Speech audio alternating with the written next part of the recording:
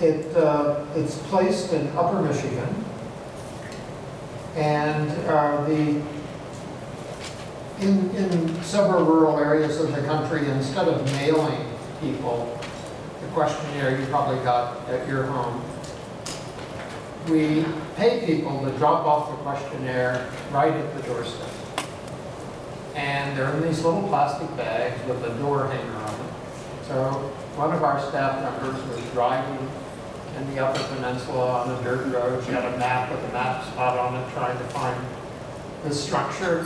She's driving down a little bitty dirt road. She notices that she has to turn right, and sure enough, there's a smaller dirt road to the right. She's driving down that dirt road for a few miles, and all of a sudden the road just ends.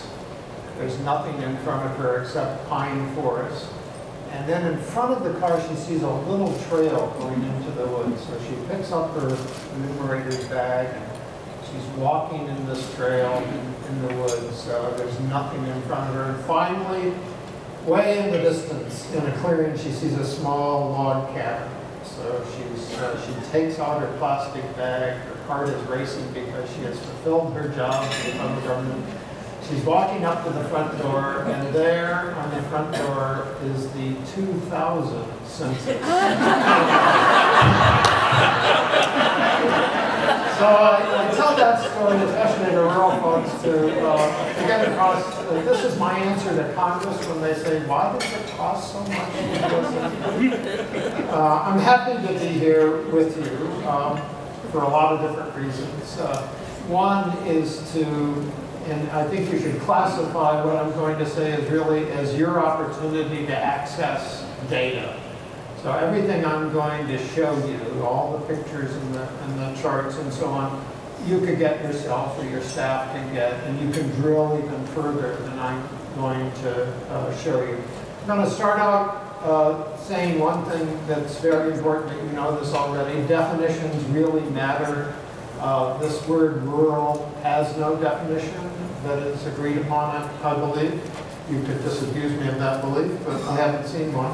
I want to talk about change, and then I want to, at the back end of the talk about the economy of rural areas. This is, I think, our picture, or it's a picture in most people's mind of rural areas. This is in eastern Colorado.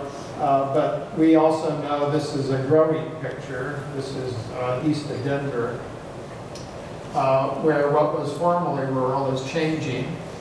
How we define rural is varies across places or varies across sources of data. We could use an administrative concept. So this is the border, the boundaries of Peoria City in Illinois. That gets you one definition of a non-rural area, and the outside would define the rural. You could have a land use concept, the urban area that we use at times, and then you can have an economic concept, which is this much bigger place. As you might imagine, how you use those different definitions completely changes the character of the statistical attributes of what is rural.